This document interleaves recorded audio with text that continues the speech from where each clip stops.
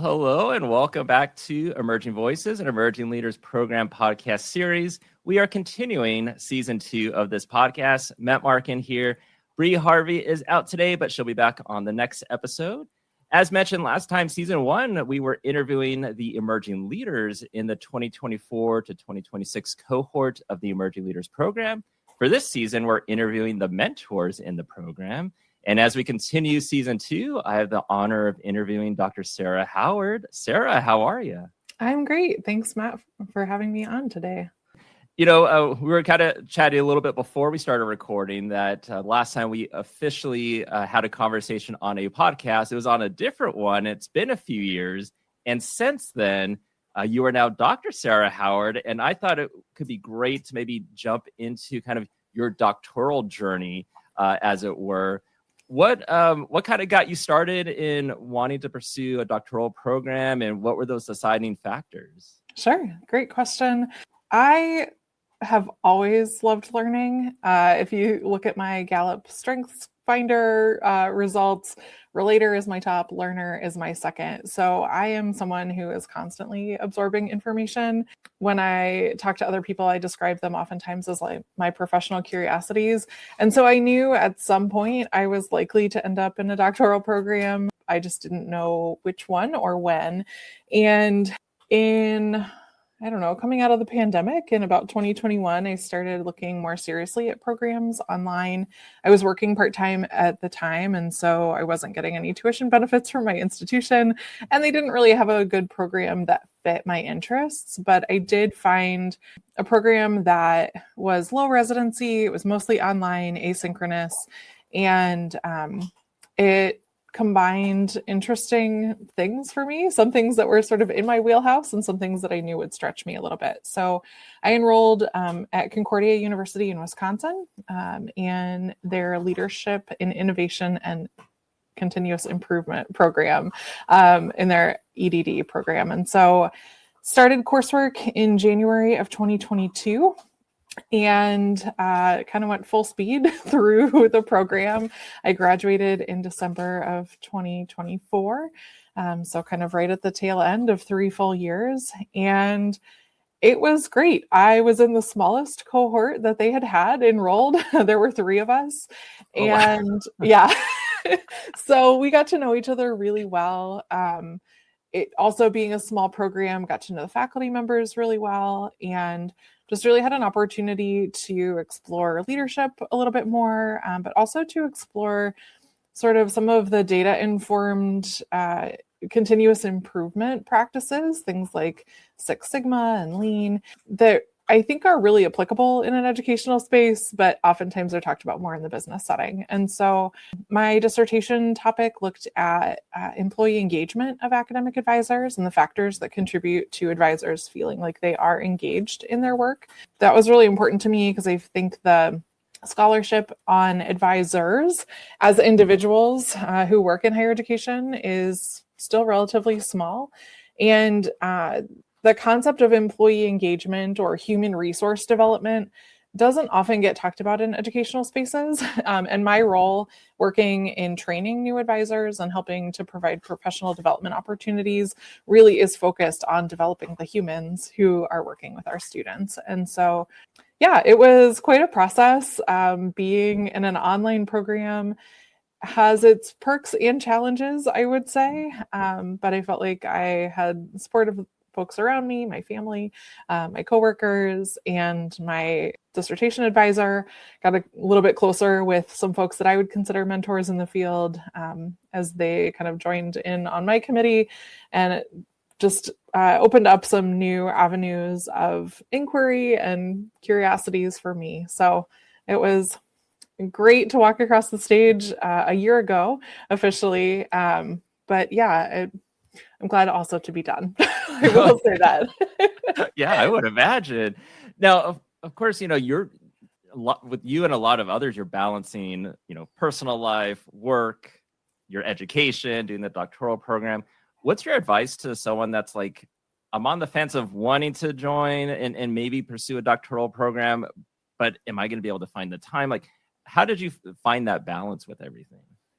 So I think there's a matter of deciding the level of work that you are comfortable with.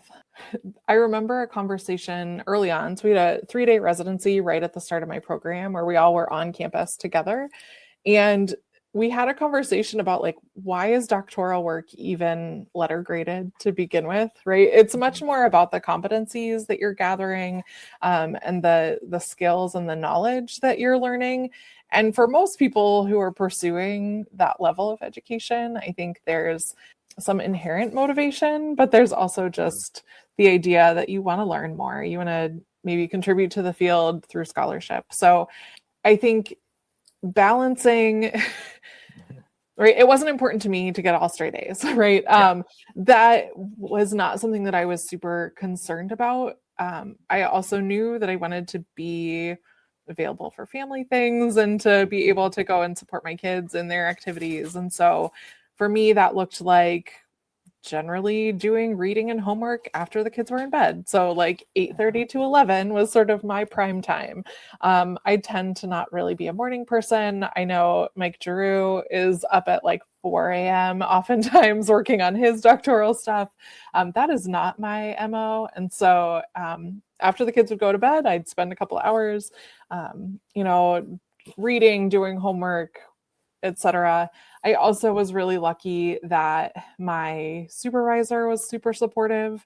And so when it came time to like buckle down and really just get the thing done, she was amenable to me, taking a day off of work and just kind of blocking my whole calendar to just spend time writing or editing or researching or whatever I needed to do. So I think having those conversations with the people around you who your scholarly interests will impact, I think is important. My house was probably not as clean as it maybe could have been during those couple of years. We all survived. Everybody ate dinner every night, but it wasn't as, I don't know, the grind to like get a perfect grade on every single thing really wasn't as motivating to me. It was more about those sort of professional curiosities. And so that's you just make it work, right? Yep. Yeah, exactly. Adapt, make it work. Is there anything that surprised you in your research with employee engagement? So my research study, there's a framework by some researchers who looked at basically the scope of all employee engagement research and found all of the factors that they felt contributed positively towards employee engagement. And there are some factors that I felt like, hey, these are things that the employer or the institution where an advisor might be employed could provide that might help with employee engagement. So I used what's called the job demands resources model. So I used a sociological theory called social exchange theory, which really is about the interaction between two different parties. So like I give something to you, you give something back to me in return. And so when we think about what advisors are providing to institutions, right? We are helping retain students, we are helping graduate students, we're helping them get enrolled in classes, we're helping them connect with other resources so that they can be successful. And we are also employees of the institution. So we should expect in return that the institution is providing some stuff back to us, aside from just, compensation and benefits and a job, right? And so the thing that I found that was really interesting was that it really sort of boiled down to 6 key areas, at least according to the folks who responded to the survey that I sent out. And what helped people feel engaged was feeling accepted by their peers, feeling like their feedback was valued at work, that they were able to have proactive communication with their direct supervisor, that they had collaborative work opportunities where they could work with others and their team, that they were getting meaningful and actionable feedback from their direct supervisor. And then the one that I thought was most interesting, partly because this is just, again, kind of how I operate, is that they were able to learn new skills not directly related to their work. And so those 6 concepts really contributed positively to advisors feeling like the work that I'm doing is meaningful. I feel like I am bringing my best self to the work, and feeling like they would stay in their roles. Oh, that's awesome. Yeah. Yeah, like that. Yeah, and I'm just kind of thinking too, like, this research that you've done, also like your job at your institution, you were mentioning one of the things is like the advisor training. And maybe that's a good segue to talk about, like, at your institution, what are all your responsibilities that you're doing? Sure thing. So I work in an office where we kind of centrally support all of the professional advisors across all of our campus locations. So Ohio State has 6 different campuses. We have regional campuses that sort of focus on our open access, kind of meeting that land grant mission of serving the state of Ohio. And then we have sort of our flagship institution on the Columbus campus. But students are able to kind of transition in between those. And so we're really just supporting all advisors who are supporting all of our students. I run an asynchronous online kind of set of learning modules that we add all of our new hires to.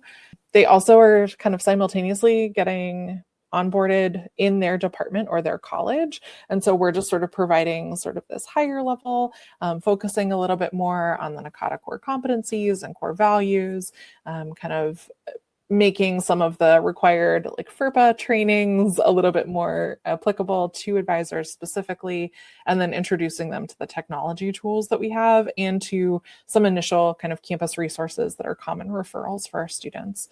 I also provide then sort of a synchronous online training opportunity about quarterly at this point in terms of the calendar year, based on kind of when we're seeing new advisors being hired, where we'll go a little bit more in depth into some of the technology tools that we use and just giving folks an opportunity to get to know some other advisors. At a really big institution where everything is kind of siloed by college, there aren't always those opportunities for the collaborative work. And so using the onboarding and training as an opportunity to develop those relationships is also pretty important. I'm also starting to kind of co-develop our assessment plan for advising. So we've done some revision of our student learning outcomes and advisor outcomes, and are starting to work with our data folks to come up with some assessment plans. I'll be attending the Assessment Institute from NACADA in February, so to kind of kickstart that a little bit further down the road. But yeah, and we also just answer a lot of like policy and procedural kinds of questions. So we don't advise students directly necessarily, but we are sort of the place where a lot of those questions get elevated if there are issues. So it's great because I get to support my peers, but I also get to contribute kind of in these higher level conversations and engage in some more statewide initiatives around awarding of associate's degrees to students who have stopped out of the institution, who are eligible and that sort of thing. So it's a mixed bag for sure. Yeah, but I can kind of see how a lot of that, you have those transferable skills and a lot of your interests also kind of tie into a lot of what you do in NACADA as well. One of those being you're part of like the e-tutorials, right? That's right. I've had an opportunity to be a content creator and kind of developer of a couple of the e-tutorials, as well as serve as a facilitator for some others that I guess at this point, most of them that I have developed. But so one of the topics has been the introduction to academic advising. I worked on that with Jessica Staten from Indiana University. And for us, it was really important that we sort of just provide an opportunity to like set the stage, understand a little bit more about what are those relational skills that are necessary. We felt like the informational pieces are so specific to institutions, but we really wanted to focus on like what skills are you bringing? How can they be applied in an advising setting? What are some of the conceptual ways that you can understand your past experiences and what you bring to the field? So that one has been really popular since it started. I then worked with Lauren Thomas from Virginia Tech University to develop the advising in an online format. I'm not sure if that's the exact title, but something along those lines. Again, partly in response to sort of the post-pandemic reality that a lot of advisors are advising in a hybrid style. They might be physically on campus and providing opportunities for students to just Zoom in, or they might be working remotely and having remote appointments, and they still have students who stop by their office in person. So it's kind of a mixed bag. And so we wanted, again, to kind of think about what are the ways that we're communicating those expectations to students, and how can advisors kind of improve their own skills so that their interactions are less transactional, but also that they're still meeting the requirements, or excuse me, the expectations of their students. Very cool. Do you remember how you got involved in NACADA? How I got involved in NACADA? Yeah. Sure. So I was in graduate school at Bowling Green State University, and I had an assistantship in our office for undecided students. And about my third week in the job, my supervisor was like, hey, we paid for the registration for another staff member to go to the NACADA conference in Indianapolis, and they're unable to go. Do you want to take their place? And I said, okay. So I carpooled with two of my colleagues, another grad student, and then a full-time staff member. And we went to Indianapolis. And so here I was at this annual conference in fall of 2006. And I was so overwhelmed. I had no idea, right? I was, a couple of months into my graduate program. And I loved the energy. I loved the things that I was learning. I was able to kind of connect to what I was hearing in some of these sessions to the work that I was doing, or that I was starting to learn how to do in my graduate assistantship. And so from there, I did not go my second year in grad school, but then once I became kind of a full-time working professional, it was important to me to kind of reconnect with that, with the association. And so I read conference proposals in 2009, I think. And then in that fall, my supervisor was like, hey, I have this idea for a research study. Would you be interested in participating with me? And I was like, sure. I've never done this before. She was a PhD in molecular genetics. And I was like, I'm sure I have a lot to learn about this, but this sounds interesting. And her goal was that we would submit it for presentation at NACADA. And so we did. It was accepted. And so then it was like, oh, okay, now I'm going to my first annual conference where I'm a presenter.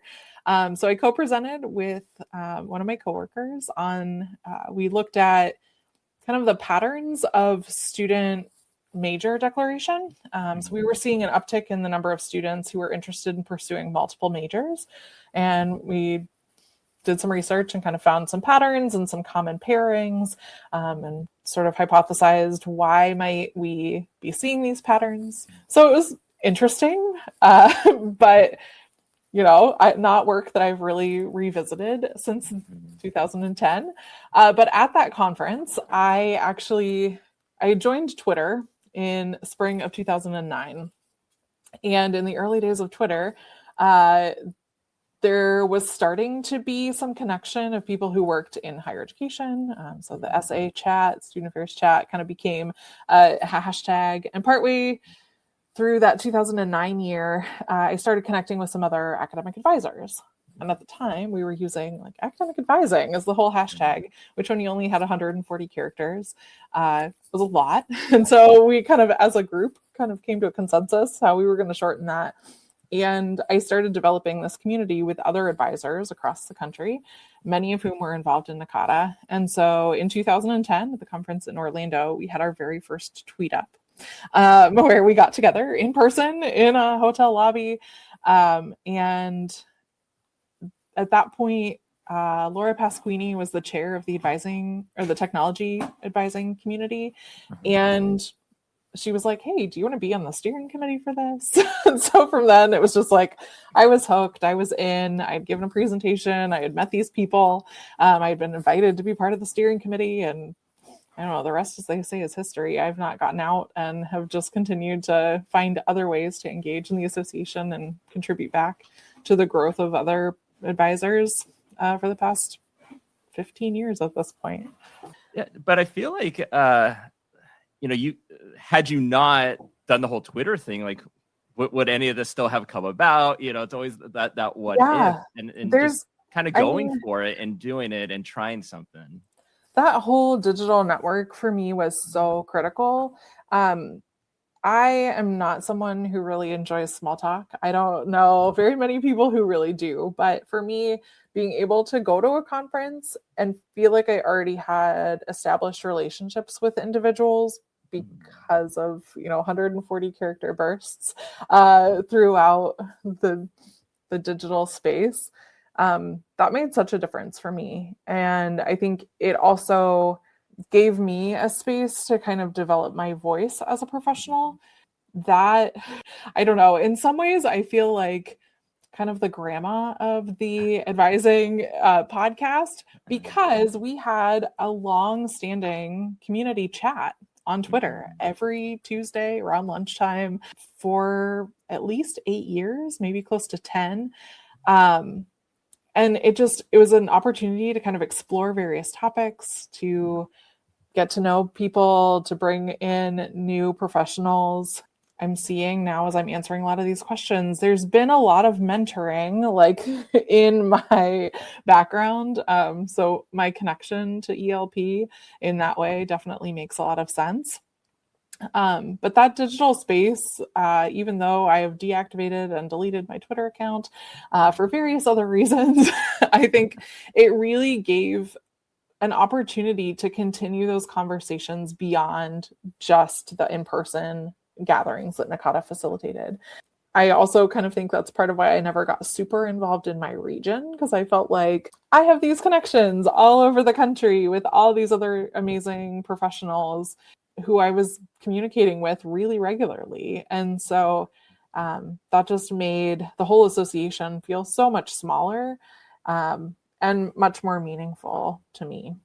But as far as like in person goes, I feel like anytime I've seen you at a conference, you're always presenting on something. Do you know like how many times you've actually presented at various conferences?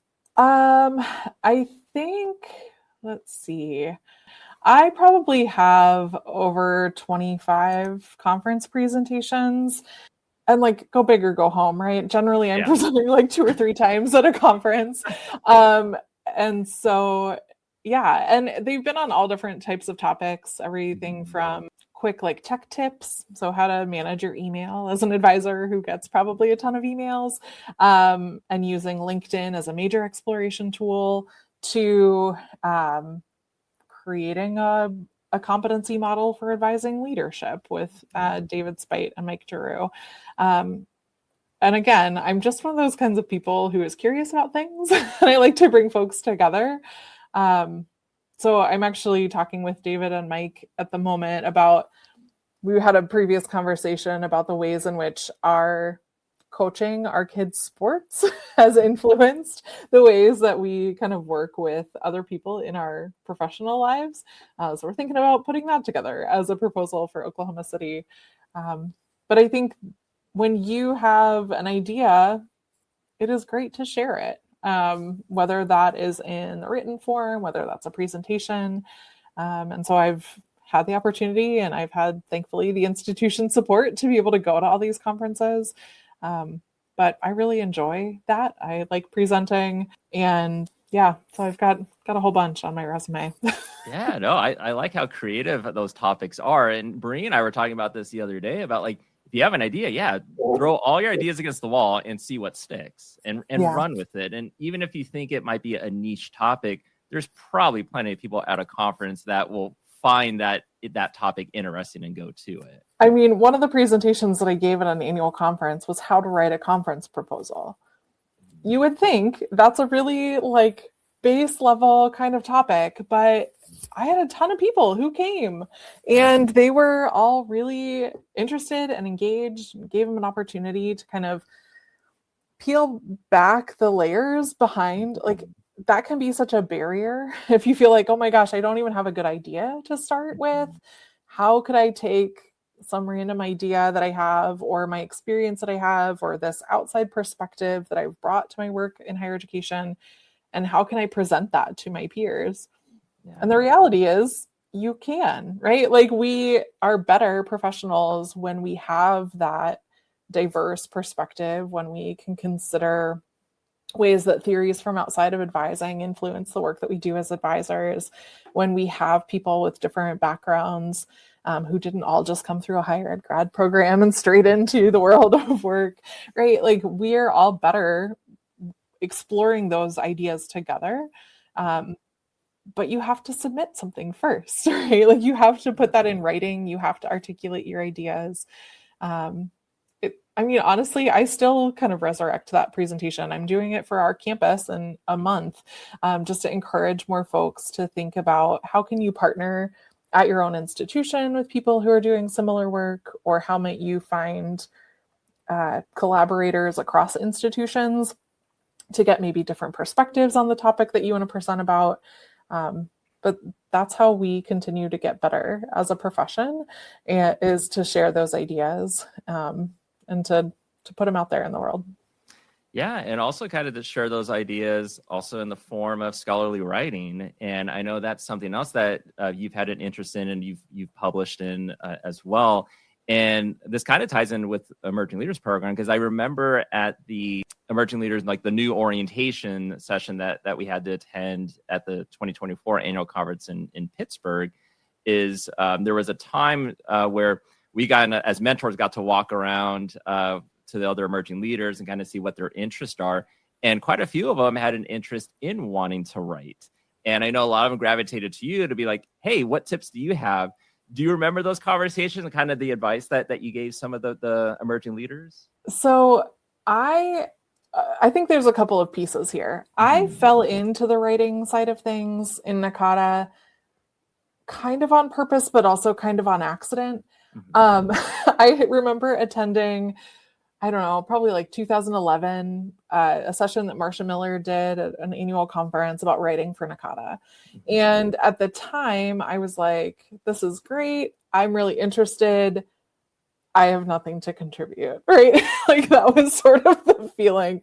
But I was an English major. I enjoy writing. I also I worked in our undergrad writing center, so I enjoy helping people develop their ideas as well. So at some point after attending Marcia's session, I completed a form online that said I would be interested in reviewing manuscripts for any upcoming NACADA publications. And I don't know, maybe a year or so later, I got an email inviting me to review the manuscript for Peter Hagen's narrative advising book, which, like, Peter Hagen is a big name, right? If you look in the literature of advising, like, he's one of those people who has a lot of stuff out there. And so I read the manuscript, I provided my feedback, and I remember getting an email from Marcia, and she said, this feedback is so valuable. She's like, would you be willing to review the next iteration of the manuscript after he's made all these edits? And I was like, okay, sure. And so from there, I was invited to join the publications advisory board. And again, like, sort of felt like an imposter. Why am I in this space with all of these really big names, people whose articles I've read or whose book chapters I've referenced? But I realized I had something that I could add to that space. And so I then partnered with John Sauter, who has been a very close thought partner with me over the past, 8 to 10 years. We've done a lot of presentations together, and there was an opportunity to write a chapter for the Advising, Training, and Development book on technology, which is sort of a space that I've found myself, not because I'm an expert in it, but because I'm curious. I'm a relatively early adopter, but I also can see the value in having good tech tools that support the relational pieces of advising. So we co-authored this chapter along with Melissa Irvine, who's now at the University of Tennessee. And wow, writing a book chapter is a lot. It's a great process. It is hard. You get feedback that you're like, I don't know what to do with this feedback. But at the end, like, my name is in a book with words that I wrote, right? That's super cool. I have I don't know. I feel like I jumped from like 0 to 100 rather. I think sometimes people feel like, oh, well, I should start small. I should, write a blog post or maybe an Academic Advising Today article. But there's nothing that says that you have to go from point A to point B. Like you could just jump in and contribute to a book. That is just something that can happen. So since that first book chapter was published, I am co-authoring another book chapter, also with John, and have had a scholarly paper manuscript that I co-wrote with some folks that also we turned into an article. So that's been published, and I'm working on revisions to a manuscript based on my dissertation research to hopefully submit somewhere for publication at some point. So again, kind of going back to what I was saying about putting your ideas out in the world, I think presenting is a great avenue for people who don't feel comfortable writing right away. Mm-hmm. But at some point, I sort of felt like I need to document some of these ideas, this knowledge, these things that I've shared orally in like in-person one-time events. I need to get this written down in some way. And I think that's really kind of been what pushed me to start writing those book chapters. I also now really love serving as a reviewer for the editorial review board for the NACADA Review. Again, going back to my like undergrad writing center days, the ability to help take something and provide feedback to make it even better is just really something that I enjoy. It also gives me the opportunity to kind of see what's coming and to be kind of in some ways like helping to push the profession forward a little bit more through this very behind the scenes process that nobody knows if you've reviewed their piece or not because it's blind peer review. But I love it. It's really fun. Just kind of like you're saying, Wendy Troxel will talk a lot about sometimes if you're presenting, if you record your presentation and transcribe it, that could be your literal first draft to start with. What's your thoughts on that? I wholeheartedly agree. And I've repeated that to a number of folks who are hesitant to start writing.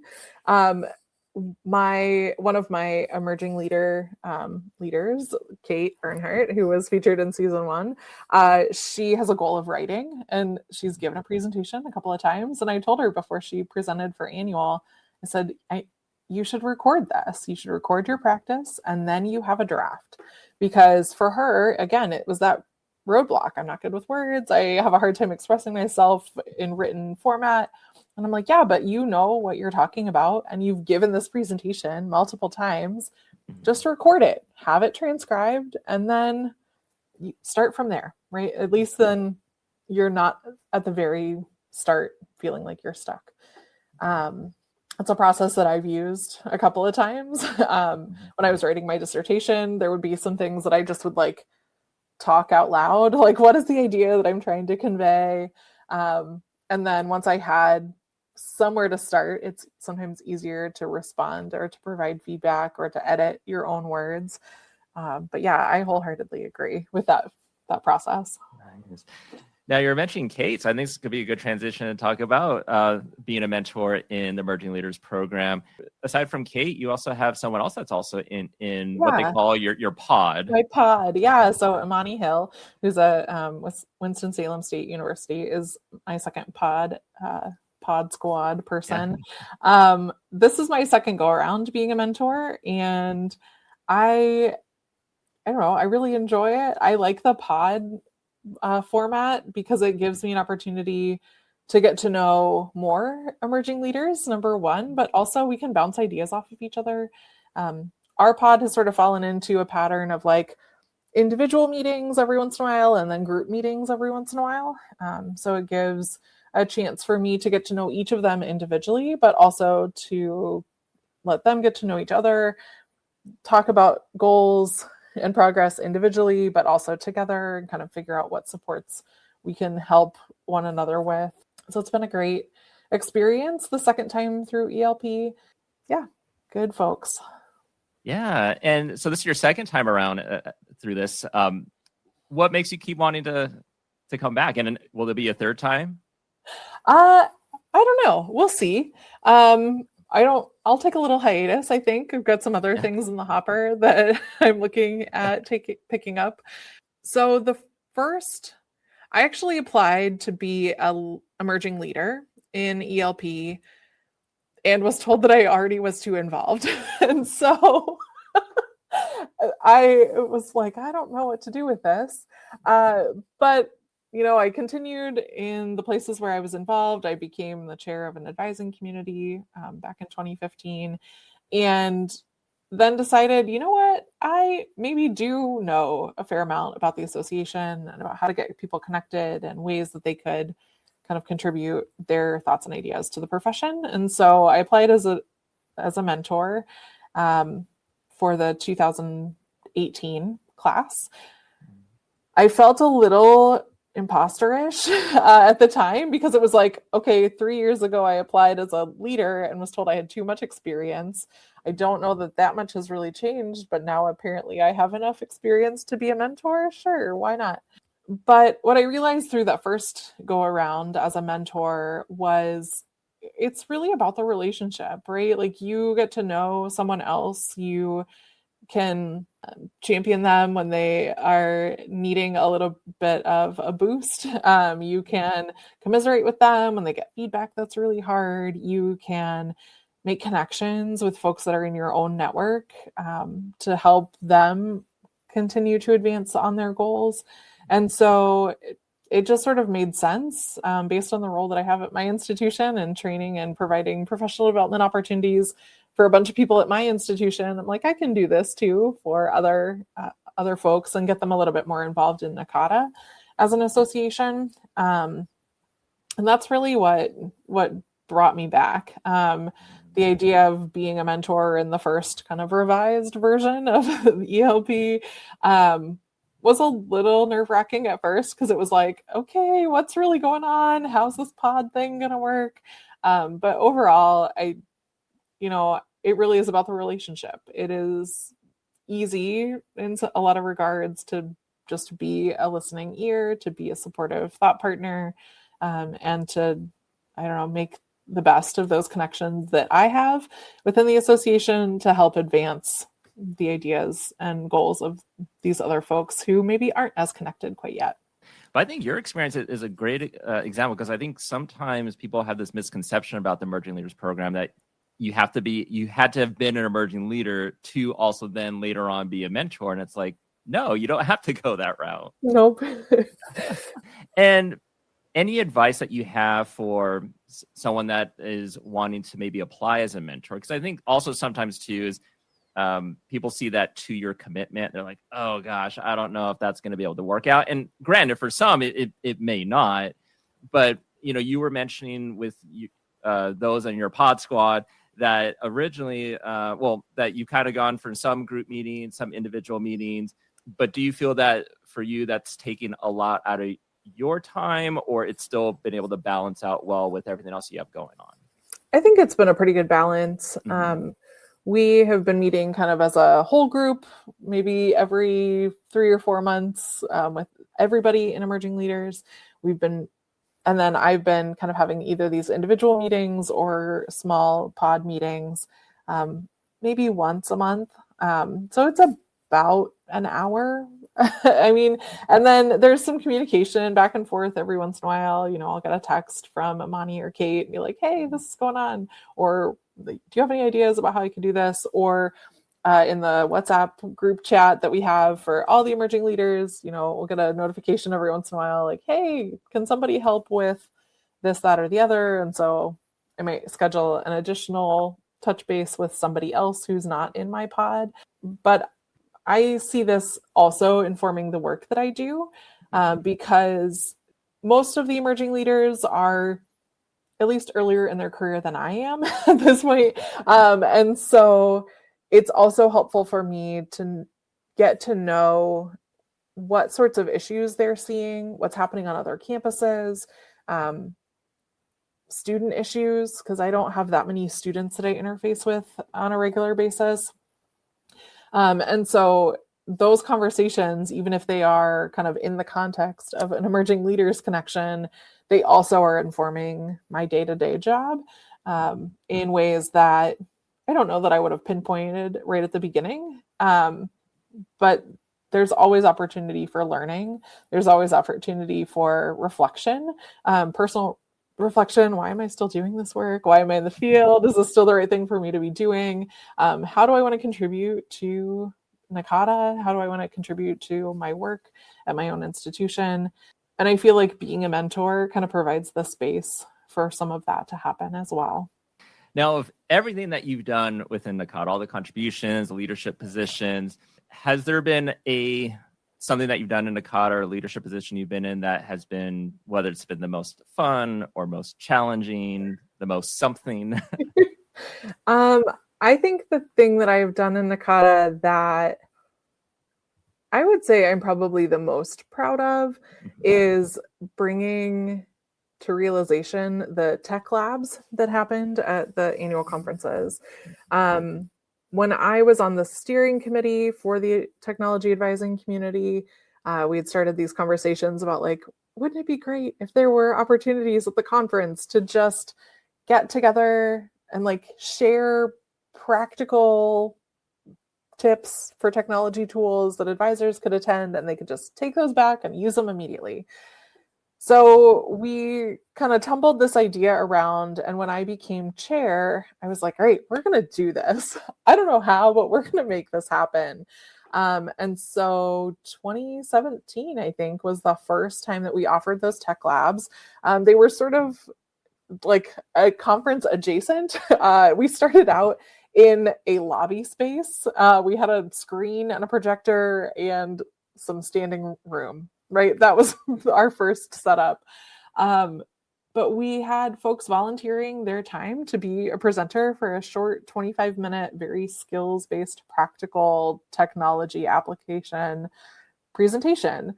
And the feedback was great. The presenters had a good time. I had a good time being in that space the whole time. And the folks who attended found the information to be really helpful. So we did it again in 2018 and we did it again in 2019. In some ways, I think that set the stage for some of the other sort of, I don't know, like alternative schedule kind of things that have emerged at the conference post-pandemic, like the scholarly paper sessions and the wellness sessions and things like that. And the tech labs have fallen off, and that's fine, right? I think there's a lot of tutorials that folks can find online to get that information in real time when they need it. But to go from this idea to like actually making this happen and having, several hundred people at the conference attend these tech lab sessions over the course of a couple of days, like that's awesome, right? I didn't think back in 2006 when I attended my first annual conference that I would be someone kind of helping to coordinate an event like that within the larger event. So of all the things that I've been involved in, that's probably the one that I put my gold star on. But, sometimes you do something for a little bit and then it's time to move on to something different. And so it's okay that those have not carried on, but I'm glad that I was able to make them happen. Well, this last question I have for you kind of connects to the last part that you were talking about kind of things that surprised you. And when you look back at your younger you entering the advising world, is there anything that you think would surprise your younger you about who you are now and everything that you've done and what you've become? So my first professional advising job, I had a caseload over 700 students, and our calendars would open for appointment scheduling the first day of classes. And usually by mid-October, we were booked for the entire rest of the semester. And that's even accounting for switching at one point from 30-minute appointments to 20-minute appointments to accommodate those registration conversations. It was like survival, right? I mean, I didn't know it at the time because I had gone from a part-time grad assistant role in an advising office for undecided students, where caseloads were naturally smaller anyway, to now being an advisor for over 700 students. And I didn't know any better. So I just thought, this just must be how full-time advising is, like, whatever. So there wasn't a ton of extra space in my work week or in my mind to consider, how am I going to get involved in NACADA? How am I going to contribute scholarly writing to the field? And so my role now is far less student contact. I don't have a caseload, and it actually affords me the time to think more strategically, both for my campus and the advisors that I am working directly with, but also to think about these more conceptual ideas, to think about scholarly inquiry. And I don't think I would have ever thought that in my first role. There just wasn't really that thought space to consider, like, no, you could actually add in your own ideas, and you don't have to necessarily have a calendar that's booked with 21 student appointments during peak registration in a day, right? So that, I think, is the biggest shift. Like, it is important for our field, for anybody, even if you do have a caseload of 700, that you as a person kind of have an opportunity to reflect, to think about the ways that you're doing your job and what would help make you better at that, to explore the challenges that your students are facing and ways that you might contribute systemically to your institution solving some of those challenges. That is, I think, the benefit of advisors, right? We are connected directly to students, but we have this innate understanding of the institutional system and structures that students just aren't going to figure out necessarily. But so it sort of puts the onus on us to think about ways that we can contribute to making the student experience better.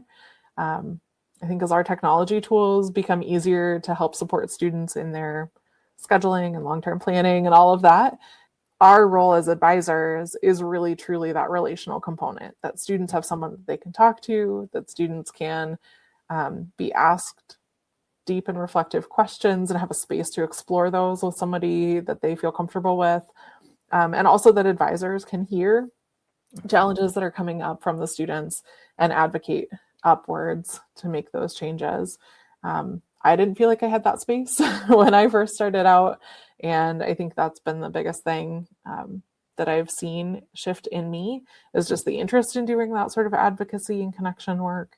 But really, when you boil it down, that is the core of what advising is. It is not registration and scheduling, even though that takes up probably 75 to 90% of most of the advising conversations that folks are having. Well, we have reached time, and I've loved this interview. And I think from this, what I kind of gathered is, like, if you had to look back, it's almost like, hang in there, things will get better. There will be those opportunities. And one of the things that I admire about you is, like, as much as there's certain opportunities that are there, sometimes you have to create your own opportunities. And I think you've been able to show that, and hopefully those in your pod can see that too. And again, you've done so much within NACADA, whether it's the presenting, the publishing, e-tutorials, the technology portion of it. You've been able to dabble in so many areas, which I think is fantastic. And like you're saying, like, if you have those interests, go for it. Yeah. But Sarah Howard, thank you so much for being on the podcast today. Thanks so much, Matt. This has been really fun.